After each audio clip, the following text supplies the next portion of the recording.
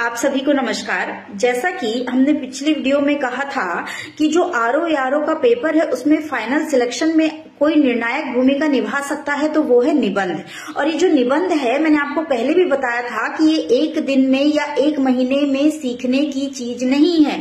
इसमें आपको समय देना होता है, कंटेंट का कलेक्शन करना होता है, कैसे आपको निबंध लिखना है, कहाँ रुकना है, कहाँ घटनाओं का प्रयोग करना है, कहाँ नाटकीय प्रयोग करना है, कहाँ पर कथानकों का प्रयोग करना है और कहाँ पर कोटेशन का प्रयोग करना है। ये सब आपको आना चाहिए और ये सब आपको समय के साथ और धीरे धीरे आता है।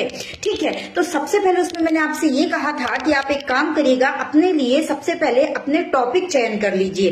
5-6 टॉपिक ऐसे तैयार करे पुराने जो साल के पेपर है उनको देखने के बाद उनका एनालिसिस करने के बाद 3-4 साल के पेपर का एनालिसिस करने के बाद आप ये देखें कि निबंध आखिर वो किन एरिया में घूम रहा है।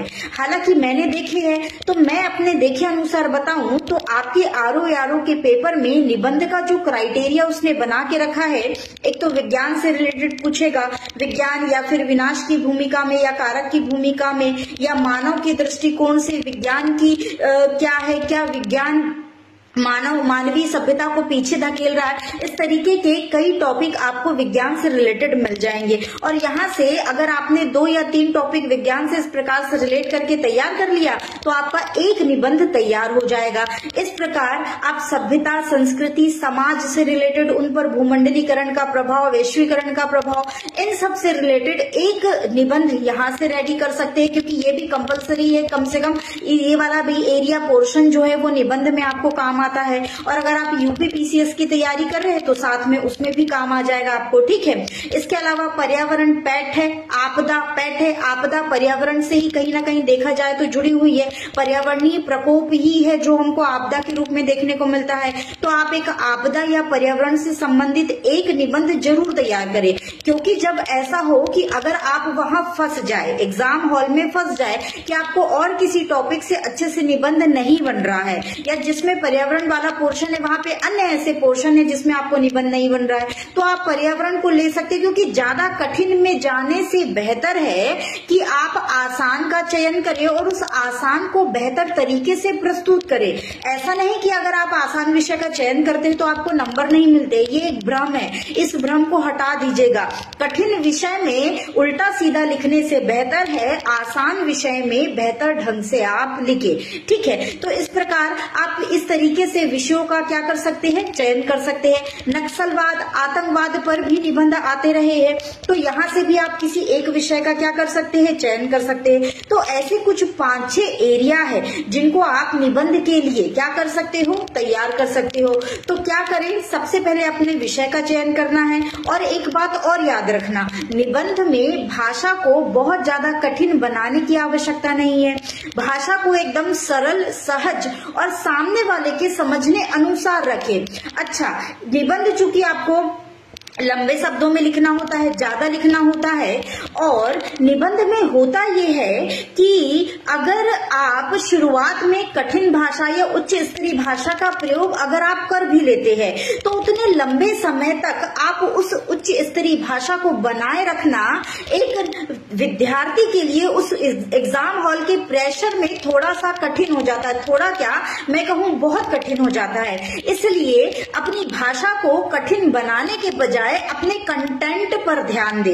अपनी भाषा को कठिन नहीं बनाना है, अपने कंटेंट पर ध्यान देना है, अपनी लिखावट पर ध्यान देना है, भाषा को सरल और सहज ही रखना है। ठीक है, तो किसी भी निबंध की शुरुआत में सबसे पहले आप शुरू करते हैं प्रस्तावना की और इस प्रस्तावना लिखने के भी अलग अलग तरीके होते हैं। जैसे आप किसी कहानी से शुरू कर सकते हैं या फिर आप किसी कथन से शुरू कर सकते हैं, किसी घटना से या किसी कोटेशन से। जैसे कि एक एग्जाम्पल के थ्रू मैं बता रही हूं, अगर संस्कृति सभ्यता से रिलेटेड आपके भारत की भूमिका या भारत के समाज की भूमिका या भारत में पड़ता भूमंडलीकरण के प्रभाव की भूमिका, इस तरीके से आपसे अगर कोई टॉपिक आ गया है तो उसमें आप इसको किसी कथन से शुरू कर सकते हैं। कथन से कैसे, जैसे यूनान, मिस्र, रोम सब मिट गए जहां से, कुछ तो बात है कि हस्ती मिटती नहीं हमारी। तो इस तरीके से आप अपनी सभ्यता संस्कृति को बढ़ावा दे सकते हैं कि पुराने समय से ऐसा ऐसा, लेकिन आज भी हमारी सभ्यता संस्कृति हमारे लोगों में विद्यमान है, ठीक है। या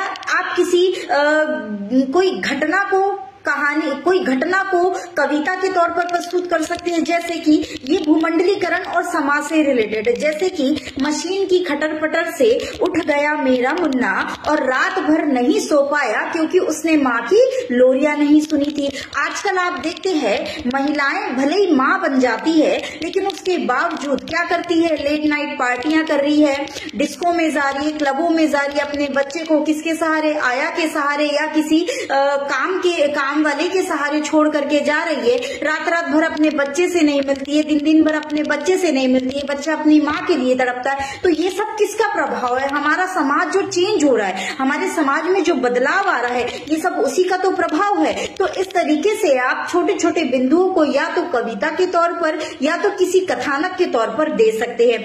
इसी प्रकार आर्थिक समानता या सामाजिक एकता से रिलेटेड अगर कोई टॉपिक आपने तैयार किया है तो उसमें इस प्रकार की कोटेशन डाल सकते हैं कि एक सुखी है, एक अति दुखी है, एक भूप है, एक रंक है, एकन को विद्या बड़ी, एक पढ़े नहीं अंक, एकन को मेवा मिले, एक चबेना नहीं, कारण कौन बताए कर चरणन की छा। तो इस प्रकार से आप आर्थिक समानता या आर्थिक असमानता या सामाजिक एकता की अभी वर्तमान में हमारे समाज में जिस तरीके की झलक दिख रही है कि बड़ा लगातार बड़ा हो रहा है, छोटा लगातार छोटा, या अमीर लगातार अमीर और गरीब लगातार गरीब, तो उस संदर्भ में आर्थिक समानता से रिलेटेड आप इस तरीके से चीजों की शुरुआत कर सकते हैं, ठीक है। बाल श्रम से समाज का एक बहुत ही भयावह चेहरा है, बाल श्रम, बलात्कार, इनसे रिलेटेड भी कई कोटेशन हैं जो आप धीरे धीरे तैयार कर सकते हैं, या किसी कहानी का रूप आप इसको दे सकते हैं। जैसे बाल श्रम से संबंधित कि एक ढाबे में आप बैठे थे, एसडीएम साहब आए, एक छोटे बच्चे ने उनको चाय ला के दिया, एसडीएम साहब का कर्तव्य था कि आप पूछे भैया कि बेटा तुम यहाँ चाय क्यों, अभी तो तुम्हें पढ़ना है, लेकिन उस एसडीएम साहब ने उसकी अवहेलना करते हुए चाय पी और वहां से चले गए। तो ये देख के मुझे बड़ा आश्चर्य हुआ कि जिसको हमने इस समाज की इन बुराइयों को दूर करने के लिए बैठाया है,